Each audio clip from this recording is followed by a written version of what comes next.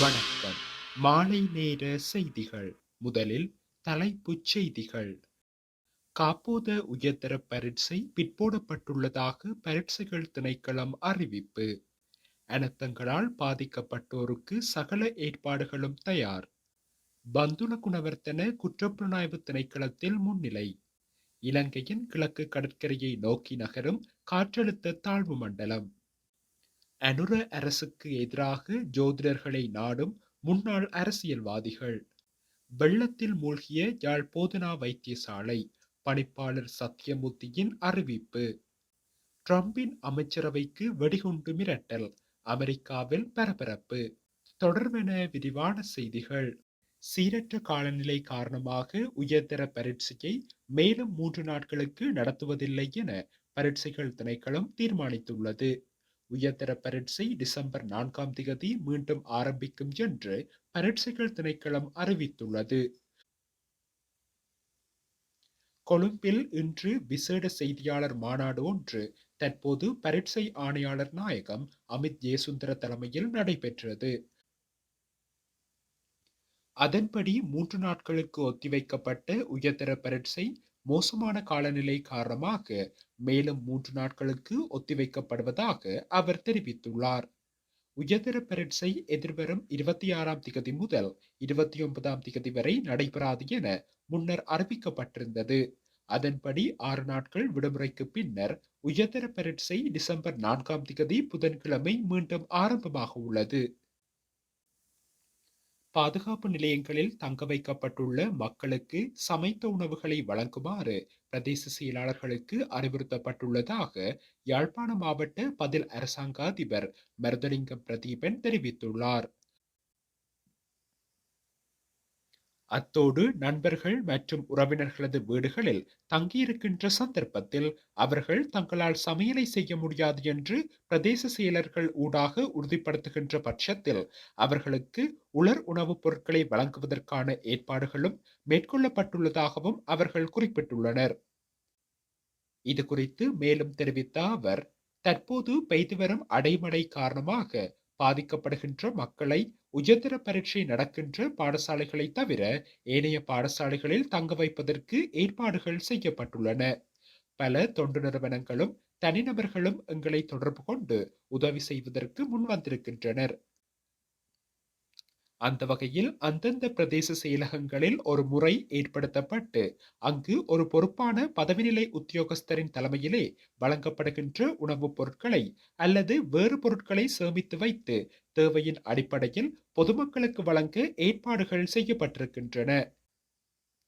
கிடைக்கப்பெறுகின்ற பொருட்கள் என்னென்னவென்று பிரதேச செயலர்கள் மாவட்ட செயலகத்திற்கு தெரிவிக்க வேண்டும் என்ற நடைமுறை காணப்படுகின்றது.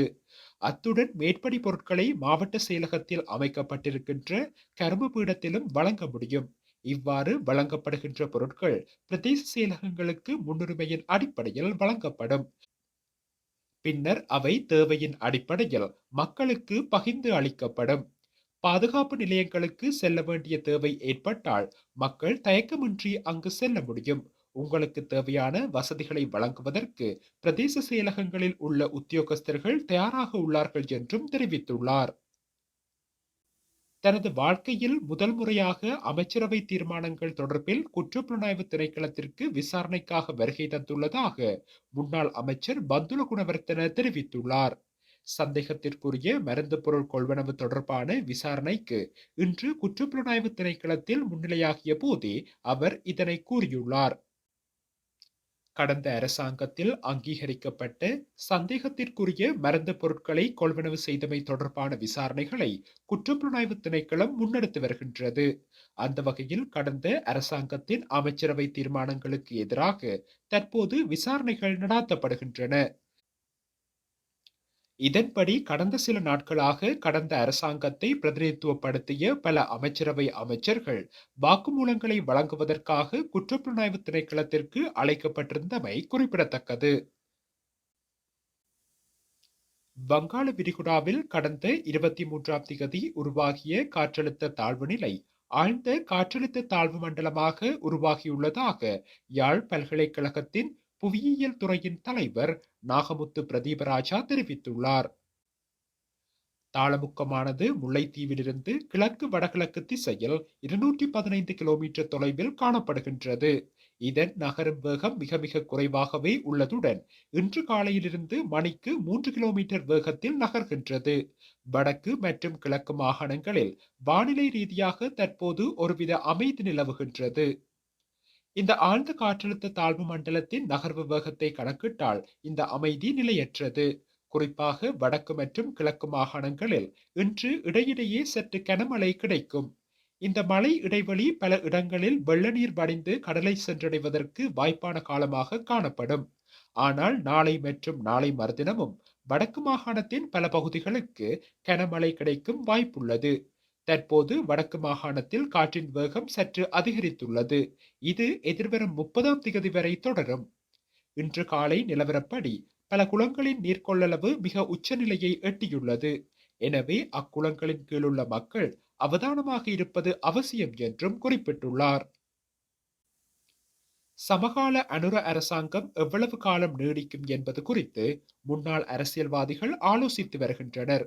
இதற்காக தமது ஆஸ்தான ஜோதிடர்களிடம் ஆலோசனை பெற்று வருவதாக தென்னிலங்கை தகவல்கள் தெரிவிக்கின்றன.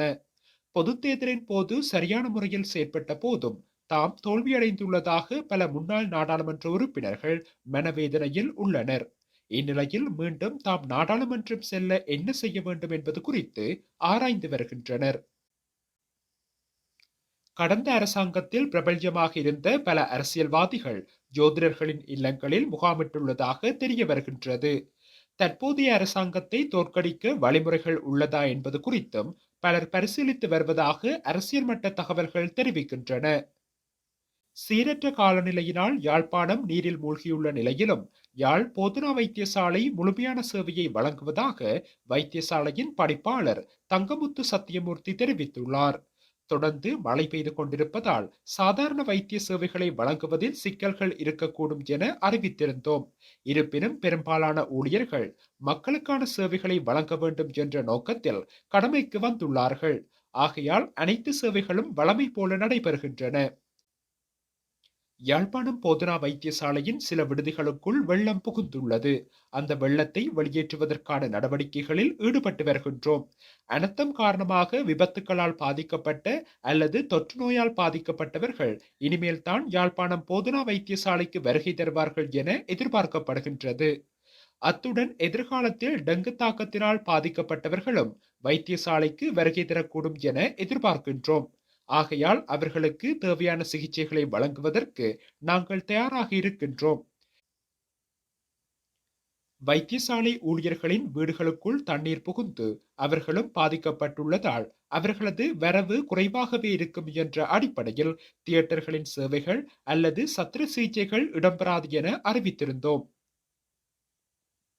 இருப்பினும் அவர்கள் கடமைகளுக்கு வந்துள்ளதால் சேவைகள் அனைத்தும் வழமை போல இடம்பெறும்.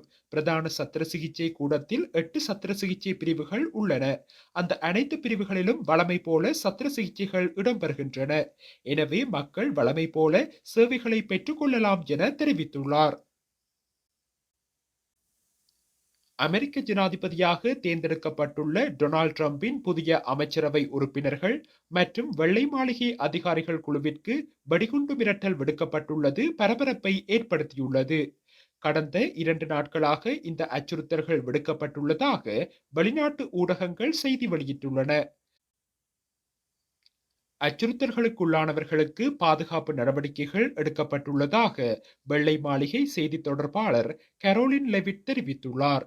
முதல் அச்சுறுத்தல் ஐக்கிய நாடுகள் சபைக்கான அமெரிக்க தூதராக பெயரிடப்பட்ட எலிஸ் டபானிக்கு விடுக்கப்பட்டது. அவர் தனது கணவர் மற்றும் 3 வயது குழந்தையுடன் வாஷிங்டனில் இருந்து நியூயார்க்கிற்கு காரில் சென்று கொண்டிருந்த போது இந்த மிரட்டல் விடுக்கப்பட்டதாக அவரது அலுவலகம் குறிப்பிட்டுள்ளது. ட்ரம்பின் வர்த்தக செயலாளர் ஹொவார்ட் லூபிக்கின் நியூயார்க் வீட்டிற்கும் அச்சுறுத்தல் விடுக்கப்பட்டுள்ளது. சுற்றுச்சூழல் பாதுகாப்பு நிர்வாகத்தின் பதவிக்கு பரிந்துரைக்கப்பட்ட லீ செல்டிங்கிற்கும் அச்சுறுத்தல் வந்துள்ளதாக அந்த அறிக்கையில் தெரிவிக்கப்பட்டுள்ளது. அச்சுறுத்தல்களை எதிர்கொள்ள தயங்கப் போவதில்லை என ட்ரம்ப் தெரிவித்துள்ளார். இந்த செயலுக்கு பைடன் உள்ளிட்ட நிர்வாகம் கண்டனம் தெரிவித்துள்ளமை குறிப்பிடத்தக்கது.